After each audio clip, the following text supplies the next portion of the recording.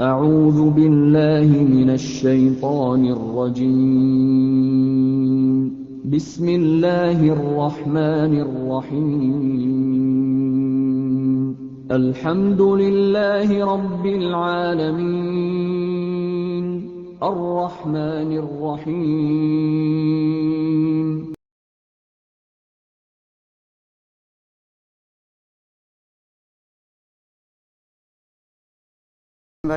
ثم إلى أرواح والدنا ومشايخنا وصلهم وفروعهم بأن الله يتغشاهم برحمة والمغفرة ويؤلي درجتهم في الجنة وينفعنا ويعيد علينا وعلى والدنا وعلى أهل بلدتنا أجمعين من بركاتهم وأنوارهم وأسرارهم وعلومهم ونفحاتهم وخصوصاتهم وأن الله الكريم يرزقنا فهم النبيين وحفظ المرسلين وحسن الخاتمة في أمين وعافية وسلامة بسر النبي وآل النبي بسر الفاتحة.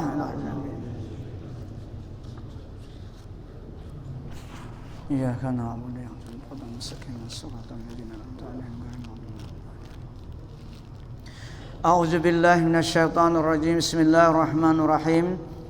Pasal yang keempat pada menyatakan mengenal kiblat di dalam musafir. Adapun mengenal akan kiblat dan waktu sembahyang itu, maka wajib atas orang yang mukim dan orang yang musafir. Tetapi di dalam mukim itu telah banyak orang yang memadai akan mengetahui akan dia kiblat, seperti melihat mihrab masjid pada mengetahui kiblat, dan mendengar orang yang bang di dalam masjid pada mengetahui akan waktu. Adapun orang yang musafir itu, yaitu terkadang samar atasnya kiblat dan waktu itu karena di dalam perjalanan barangkali tiada padanya alamat mihrab dan tiada padanya orang yang bang atau ajan yang dapat ia taklid atau meniru kepadanya kiblat atau waktu. Dari sebab itulah lazim bagi orang yang musafir itu belajar ilmu kiblat dan ilmu segala waktu sembahyang dengan alamatnya dan dalilnya. Nah, ini insyaallah ada apa lagi, ini kisah bahari lah orang musafir. Wah, ini lengkap sudah. Di mana singgah ada masjid, ada musala. Dan alamat kiblat itu seperti yang disebutkan oleh Imam Ghazali rahimahullah, 3 bagian, yaitu 3 bagian. Pertama, ardiyah atau bumi, seperti mengambil dalil akan mengetahui kiblat itu dengan bukit itu gunung lah, atau dengan dusun kampung, atau dengan sungai. Maka bersalah-salahan ulama yang demikian itu dengan sebab bersalah-salahan negeri.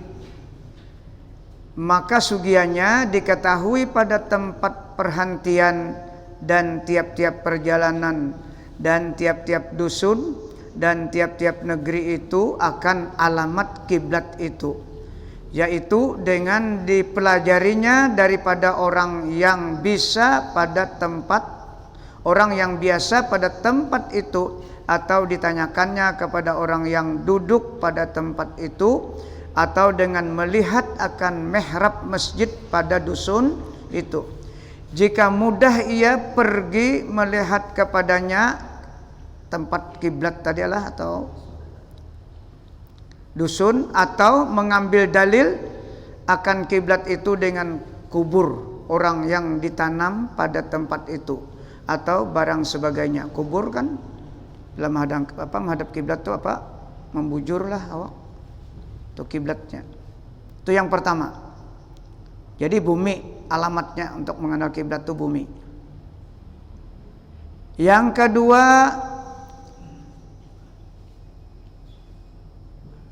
hawayah atau angin. Seperti mengambil dalil akan mengetahui kiblat itu dengan angin yang masyhur namanya.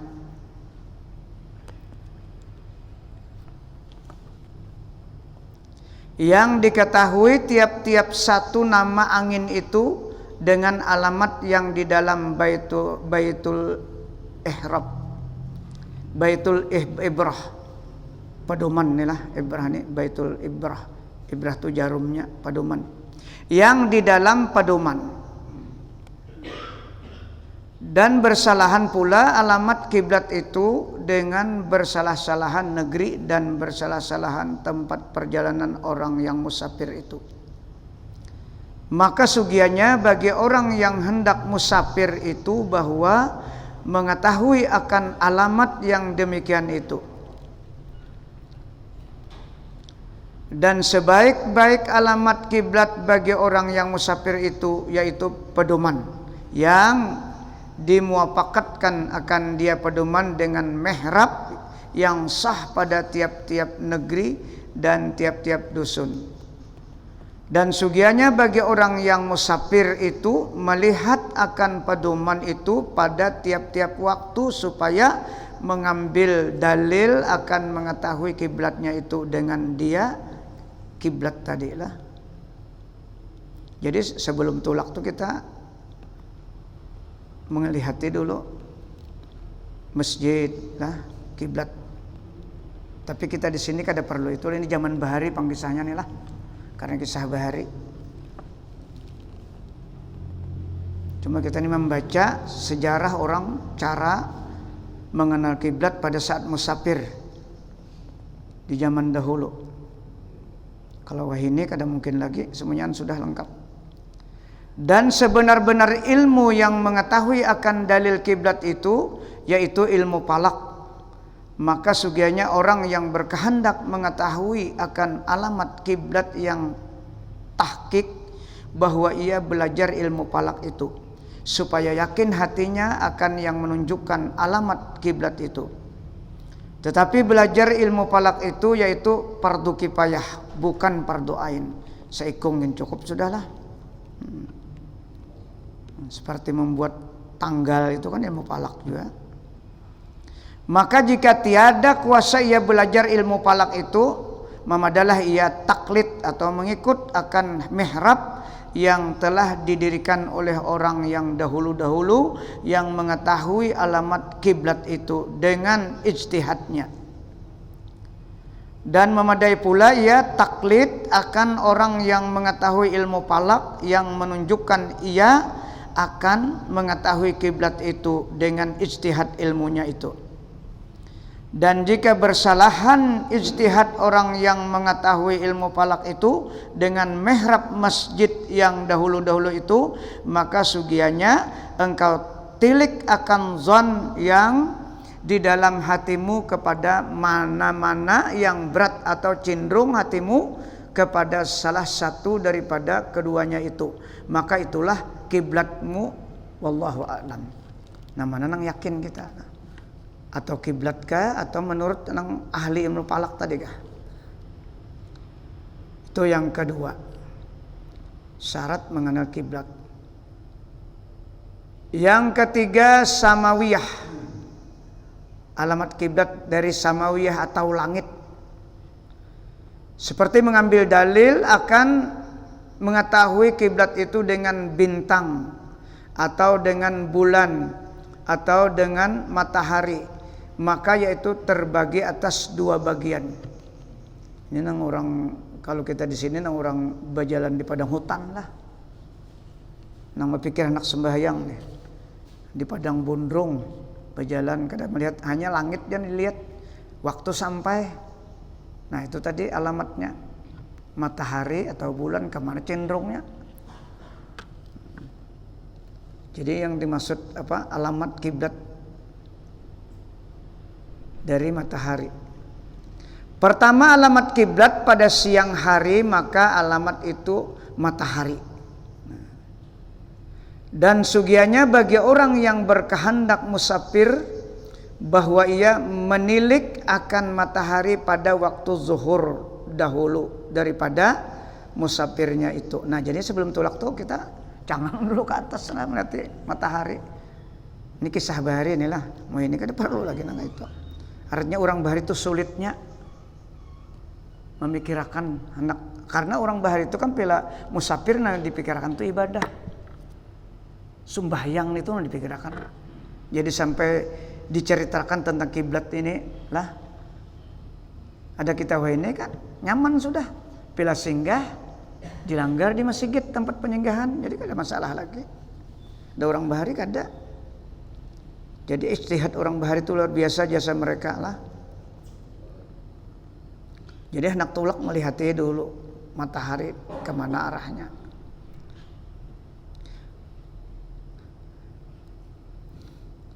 Jadi pada waktu zuhur dahulu daripada musafirnya itu dia melihat dulu matahari anak berangkat tuh pada ketika ia di dalam negeri. Padahal ia menghadap kiblat. Maka apa yang jatuh daripadanya yakni ada kalanya bertentangan matahari akan dahinya. Nah itu. Ada kalanya matahari itu bertentangan dengan dahinya betul atau pada kanannya atau pada kirinya. Jadi dahi sebelah kanan sebelah kiri waktu berdiri. Maka hendaklah diingatkan alamat yang demikian itu. Jadi sudah musafir diingatkan tuh. Nah, kalau anak sembahyang zuhur.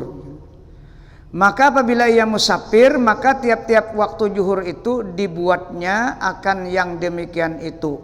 Maka apa yang bertentangan seperti yang demikian itu, maka yaitulah kiblatnya. Nah, kayaknya yang berdiri waktu sebelum berangkat tadi. Demikianlah diperbuat olehmu pada waktu asar, pada ketika di dalam negeri itu. Kemudian ingatkan alamat itu, maka tiap-tiap waktu asar pada musafir itu perbuat olehmu seperti yang demikian itu. Berartinya sebelum tulak nih mulai zuhur sudah sampai asar, esok harinya tulak tuh. Karena mengetahui kiblat zuhur waktu zuhur dan mengetahui kiblat waktu asar, orang bahari lah kayak itu. Daripada kuatnya keimanan orang tuh nah. Jadi pilih anak kemana-mana tuh dan pikirkan tuh ibadah. Jangan ketinggalan ibadah. Ada kita kadang-kadang kada kawak itulah pas orang ajan kita tolak. Kadang-kadang ya kalau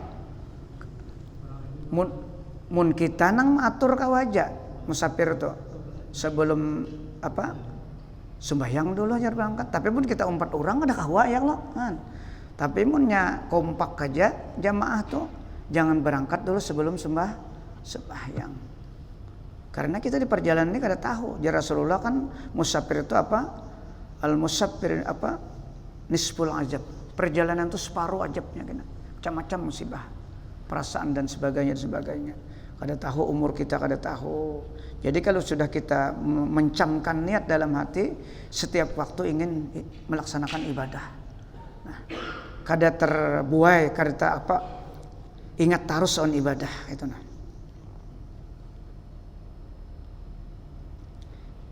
Demikianlah diperbuat olehmu pada waktu asar, pada ketika di dalam negeri itu. Kemudian ingatkan alamat itu, maka tiap-tiap waktu asar pada musafir itu perbuat olehmu seperti yang demikian itu. Adapun waktu maghrib itu, maka engkau lihat matahari pada ketika di dalam negeri dahulu daripada musafirmu itu. Sama inilah seperti ketika hendak masuk matahari itu, artinya hendak maghrib. Maka engkau mendirikan akan alamat itu di dalam musafir itu seperti yang demikian itu. Kedua, alamat kiblat pada malam, maka sugianya pada waktu isya dan waktu subuh itu engkau hadap akan kiblat pada ketika engkau di dalam negeri dahulu itu daripada musafir itu.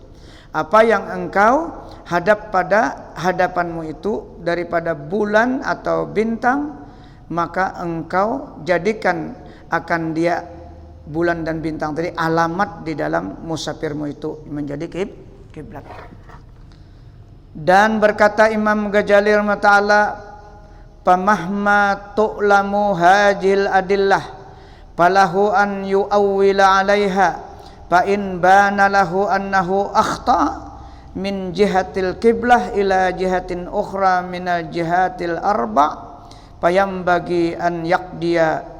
Memang kada ni lah.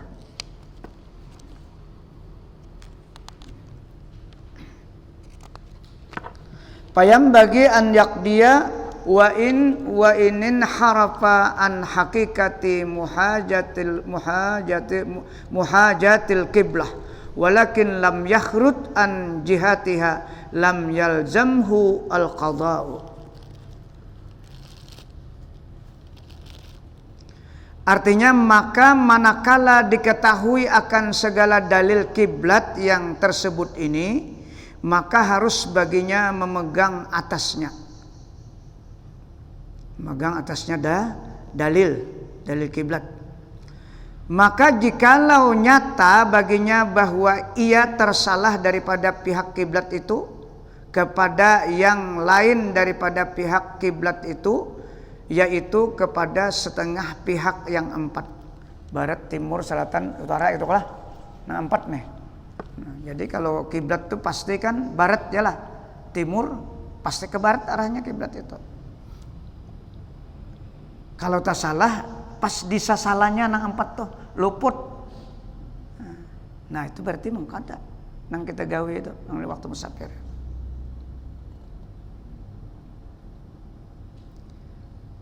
Bahwa ia tersalah daripada pihak kiblat itu kepada yang lain daripada pihak kiblat itu, yaitu kepada setengah pihak yang empat, maka sugianya ia mengkada akan sembahyangnya itu luput tadilah.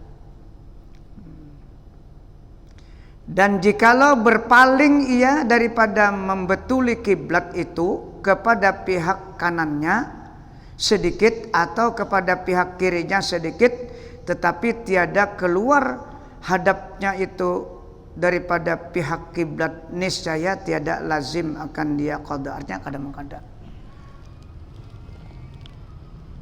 Nyepas di tengah sasalah antara barat barat, timur, selatan nang sebelahnya.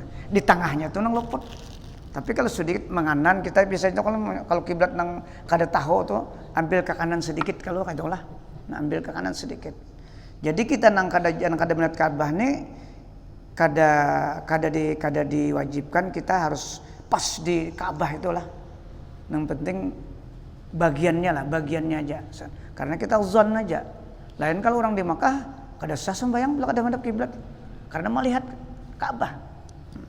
Itu bedanya. Dan sunat di Makkah itu sembahyang kada mencangangi pesujudan kita. Sunatnya kita mencangangi Ka'bahnya.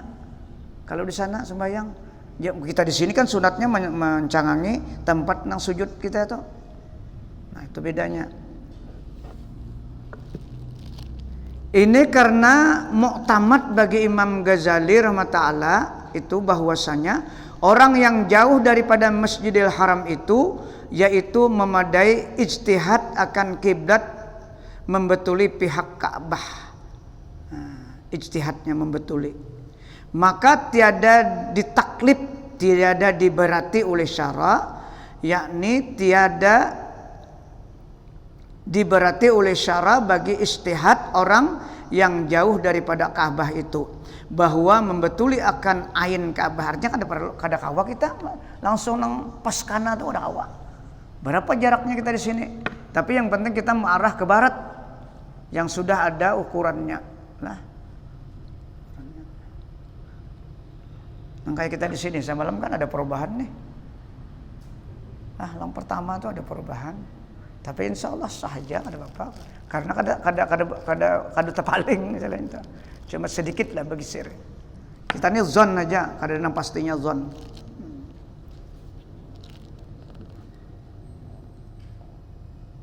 Jadi kada diwajibkan, kada ditaklifkan, kada diberatkan kita membetuli akan ain Ka'bah yang sebenar-benar.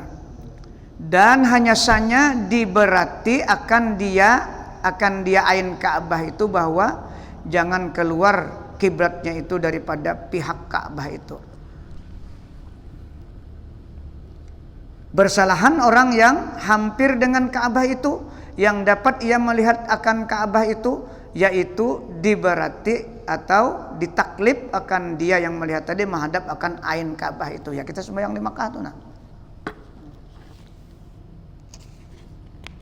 Dan lagi kata Imam Al-Ghazali rahimahullah, fa iza puhima ma'nal aini wal jihati fa aqulu allazi yasihhu indana fil fatwa annal matluba al ainu in kanatil ka'batu mimma yumkinu ru'yatuha wa in kana yahtaju ila istidlal 'alaiha lita'azzuri ru'yatiha fayakfi istiqbalul jihah fa amma talabul aini 'indal musyahadah famujma'un alaih wa amma al-iktifa'u bil jihah inda ta'azzur al-mu'ayanati fayadullu alaihi al-kitabu was sunnah wa fi'lu sahabah wal qiyas. Artinya apabila telah dipahamkan akan makna pihak Ka'bah itu dan makna ain Ka'bah itu, maka lagi berkata aku, jar Imam Ghazali, yang sahih pada kami, jar Imam Ghazali, di dalam fatwa bahwasanya dituntut menghadap akan ain Ka'bah itu jika ada Ka'bah itu daripada tempat yang mudah dilihat akan dia Ka'bah. Kita sini kada kamu lihat, dan jika ada Ka'bah itu jauh sekira-kira berkehendak menghadap akan dia Ka'bah itu kepada mengambil dalil dan ijtihad atasnya karena tiada dapat melihatnya karena jauh akan dia Ka'bah daripadanya, maka memadalah kiblat itu menghadap akan pihak Ka'bah itu juga. Kada wajib kita kadang-kadang melihat untuk menghadap ke ain Ka'bahnya, ke bentuk bangunan yang segi empat itu. Kayak kita di sini nah, kada kawa kita, tapi ke pihaknya insya Allah pas saja lah. Lain kayak bahari nang kisah di Jakarta tuh lah, si Hal Banjari nang membetulkan kiblat masjid tuh, dapat diurak sidikah, sorban lah melihat Ka'bah, lalu dipindah itu mulai terwantarnya sidin, orang wali kayak itu kau luar biasa. Maka adapun yang dituntut menghadap akan ain Ka'bah itu, yaitu pada orang yang dapat melihat akan dia Ka'bah itu, maka telah ijma ulama atasnya, yakni telah muafakat segala ulama bahwasanya wajib pada ketika sembahyang itu menghadap ain Ka'bah, karena kan syarat. Kada boleh tidak. Jadi kita di Makkah tuh hati-hati, jangan sembarangan waktu sembahyang di hotel. Itu yang diperhatikan benar tuh lah. Jangan pindah sembarangan mengarah kiblatnya. Harus melihat kita menara masjid tuh nah. Ya kalau waktu sembahyang di rumah nang jauh nang 2-3 pal tuh, yalah. Itu harus diperhatikan.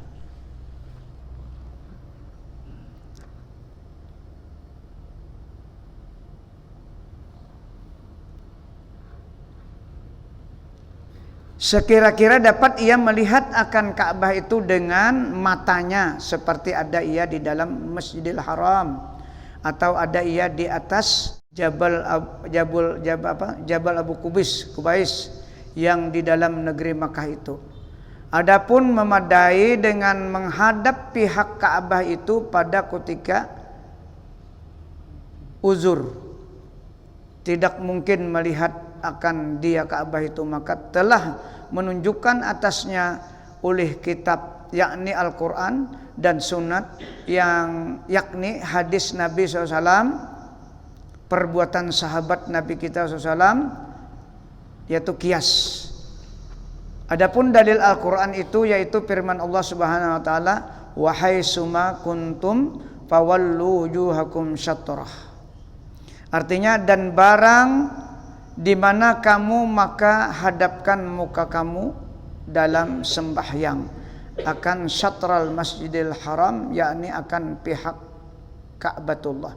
Jadi syatra itu pihak lah, arah. Jadi kada pas, boleh artinya. Karena perubahan kiblat Masjid Kuba kan waktu sembahyang zuhur kah? Perintahnya asalnya di Kuba itu kan menghadap Baitul Maqdis. Nah, kada di Ka'bah dulu asalnya. Jadi kiblat yang asal sembahyang orang Islam ini di Baitul Maqdis.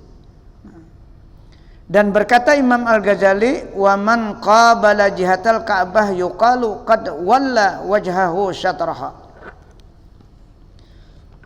Dan barang siapa menghadap ia akan pihak Ka'bah, maka yaitu dikata akan dia sesungguhnya memalingkan ia akan mukanya kepada pihaknya Ka'bah.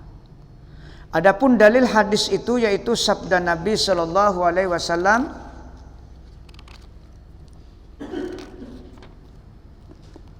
"Ma bainal maghrib wal masyriq kiblatan."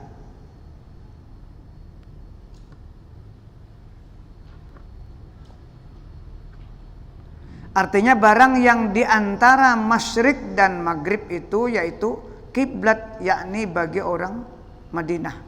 Kiblat bagi orang Madinah.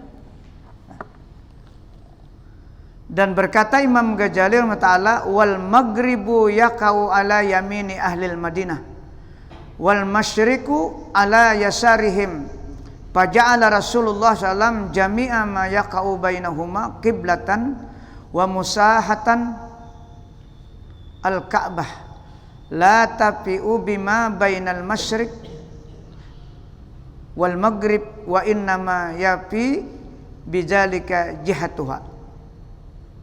Artinya dan maghrib itu jatuh atas kanan orang ahli Madinah sebelah kanan pada ketika ia menghadap kiblat, dan masyrik itu jatuh atas kiri mereka itu pada ketika menghadap kiblat. Maka menjadikan Rasulullah SAW akan segala barang yang jatuh antara keduanya, yakni maghrib dan masyrik itu yaitu kiblat. Dan kadar besar Ka'bah itu tiada menyempurnakan dengan barang yang antara masyrik dan maghrib itu, dan hanya saja yang menyempurnakan dengan dia kiblat itu demikian itu yaitu pihaknya saja, pihaknya jua. Artinya kada pas ainnya lah. Adapun dalil perbuatan sahabat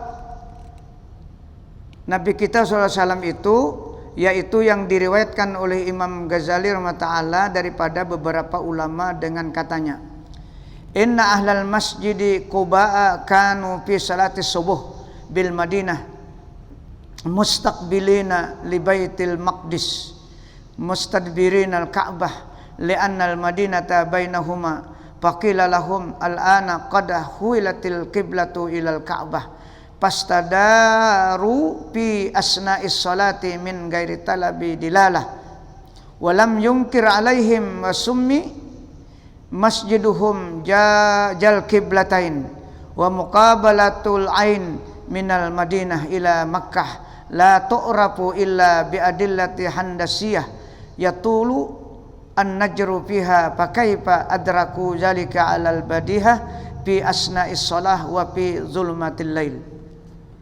Ini perubahan kiblat di Masjid Kuba. Artinya bahwasanya orang ahli Masjid Kuba yakni di Madinah adalah mereka itu di dalam sembahyang subuh di Madinah, padahal mereka itu menghadap kiblat Baitul Maqdis sebelum ada perintah perubahan lah, dan membelakang akan Ka'batullah. Jadi di belakangnya waktu itu. Maka diberitahu oleh orang akan mereka itu, mereka jamaah Masjid Kuba, bahwasanya kiblat itu telah dipalingkan kepada Ka'batullah.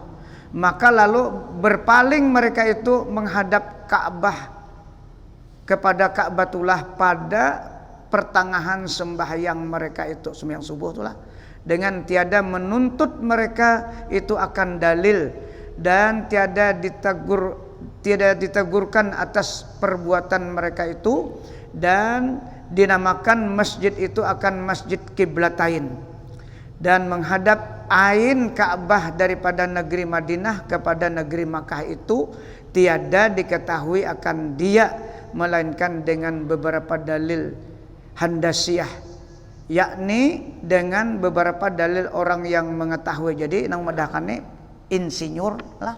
Handasiyah itu bahasa Arabnya insinyur. Jadi itu nang tahu mau ukur jaraknya. Dalil handasiyah yakni dengan beberapa dalil orang yang mengetahui ilmu sukatan atau ukuran perjalanan dan mengetahui ilmu falak dengan panjang bicara, nazar dan pikir di dalamnya. Maka betapa mendapat mereka itu akan ain Ka'bah dengan mudah, padahal mereka itu di dalam sembahyang dan di dalam keadaan malam. Kawa lah bepaling karena perintah. Jadi situ terjadinya kita ke Ka'bah, inilah situ perintah Allah. Dan perbuatan sahabat yang demikian itu menunjukkan bahwasanya memadalah di dalam sembahyang itu menghadap pihak Ka'batullah dan tiada wajib menghadap kepada ain Ka'batullah, karena tiada mendapat akan ain Ka'batullah daripada jauh itu, melainkan dengan ilmu falak yang banyak bicaranya. Dan pendapat akan ain kiblat itu pun dengan zon jua, bukan dengan yakin. Jadi kita di sini insya Allah aman aja sudah. Artinya zonnya sudah cukup karena kita kadang kau melihat sampai kah? Belum.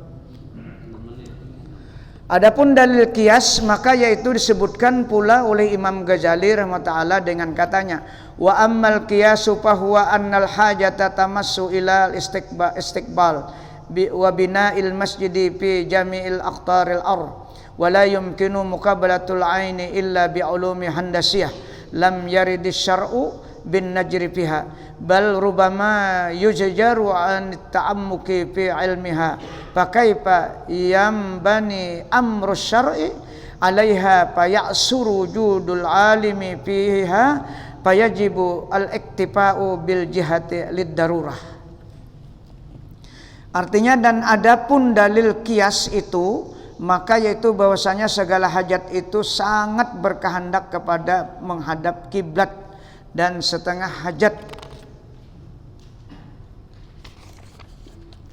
kepada membina masjid pada segala negeri yang di dalam bumi ini, dan tiada dapat menghadap Ka'batullah itu melainkan dengan mengetahui akan beberapa ilmu handasiyah, yakni ada insinyurnya khusus lah, yakni ilmu falak dan lainnya. Padahal ilmu ini tiada datang ia daripada syara, bukan daripada syariat. Tapi bisa dipakai lah karena berhubungan dengan mengenai urusan ibadah, yaitu mengetahui kiblat. Dengan membicarakan akan dia ilmu falak tadi, tetapi terkadang ditegahkan oleh syara daripada membanyakkan memperdalami ilmu ini, ilmu falak tadilah. Maka betapa dibinakan pekerjaan syara itu, yaitu menghadap kiblat itu atas ilmu ini. Karena ini pentingnya mengetahui, maka lalu dibolehkan. Dan lagi pula sangat susah diperoleh akan orang yang mengetahui akan ilmu ini. Maka wajib dipadakan menghadap kiblat dengan menghadap kepada pihak Ka'batullah jua, karena darurat yang demikian itu. Demikianlah yang dimuktamadkan pada Imam Ghazali rahimahullah, bersalahan dengan yang dimuktamadkan oleh setengah ulama yang mutaakhirin, bahwasanya wajib atas orang yang sembahyang itu menghadap kepada ain kiblat dengan yakin jika ia dapat melihat akan dia seperti ia dekat dengan Ka'bah itu, dan wajib menghadap kepada ain kiblat dengan zon jika ia jauh daripada Ka'batullah itu. Ya kita nih yakin sudah kita. Soal, jika ditanyai orang akan dikau apa hukum mihrab kebanyakan masjid yang di tanah Jawi, maka jawab olehmu bahwasanya hukum mihrab kebanyakan masjid di tanah Jawi itu sahih, atas yang dimuktamadkan oleh Imam Ghazali rahimahullah itu, maka harus orang yang awam taklid akan dia. Jadi kita mengikut, harus boleh. Soal, jika ditanyai orang akan dikau apa hukum mihrab masjid di negeri yang bahwa angin yang telah masyhur beberapa zaman, maka datang setengah ulama ahli palak, maka menyalahi ijtihadnya itu akan mihrab masjid itu. Adakah wajib taklid kepadanya atau wajib taklid kepada mihrab yang dahulu itu? Maka jawab olehmu bahwasanya telek atau lihat akan hatimu mana yang berat atau cenderung kepada salah satu daripada keduanya itu, maka yaitu tempatmu taklid. Dan jika tiada yang demikian itu, maka taklid kepada ahli palak yang mahir itu terlebih aula daripada mihrab itu, karena ijtihad orang yang ahli palak yang mahir itu terlebih hampir betul dengan pihak ain Ka'batullah itu. Tetapi keduanya sahih karena keduanya dengan zan jua, bukan dengan yakin, karena tidak dapat yakin mengetahui ain Ka'bah itu melainkan orang yang dekat dengan Ka'batullah yang dapat melihat akan dia Ka'bah tersebut. Wallahu a'lam bissawab. Nah, jadi kita sekedar membaca ini, mudah-mudahan ada berkahnya lah. Artinya betapa susahnya orang dahulu mempelajari ilmu kiblat ini dan waktu, karena orang yang dipikirkan yang bahari itu banyak urusan ibadah, kemanapun perginya pasti ibadah. Dan mudah-mudahan kita juga dengan baca ini kemana aja nak berangkat nang dinyatakan di hati itu urusan sembahyang tuh aja nang kita ambil malam ini anunya natijahnya, jangan lengah dengan waktu, karena ibadah yang paling abdal adalah di awal waktu. Mudah-mudahan apa yang kita baca pada malam ini menjadi ilmu pengetahuan kita, sehingga kita dapat mempraktikkan. Kalau bang pina musafir kena lah kemana-mana kada tahu bang kita. Mudah-mudahan dengan kita membacanya ada sedikit pengetahuan sehingga dapat melaksanakan ilmu tersebut. Mudah-mudahan Allah mengampuni segala kekurangan kita dan dosa anak istri kita dan dosa guru-guru kita dan dosa kedua orang tua kita dan dosa kaum muslimin seluruhnya. Al-Fatihah. Ila hadratin Nabi Mustafa Rasulullah. Iyyaka na'budu wa iyyaka nasta'in. Ihdinas mustaqim siratal ladzina an'amta 'alaihim ghairil maghdubi 'alaihim waladdallin. Amin ya Allah. Bismillahirrahmanirrahim. Allahumma shalli ala sayyidina Muhammad. Allahumma anfa'na bima 'allamtana wa 'allimna ma yanfa'una wa qur rabbi zidna ilma. Allahumma ja'alna ya Allah min ibadikal mukhlasin, min ibadikasy syakirin, min ibadikas sabirin, min ibadikaz zakirin, min ibadikal muqarrabin, min ibadikas salihin, min ibadikal muttaqin bihaqqi hadzal majlis bi rahmatika ya arhamar rahimin. Rabbana atina fid dunya hasanah wa fil akhirati hasanah wa qina azabannar. Wa sallallahu ala sayyidina Muhammad wa ala alihi wa sahbihi wa baraka wa sallam. Alhamdulillahirabbil alamin. Taqabbalallahu minna.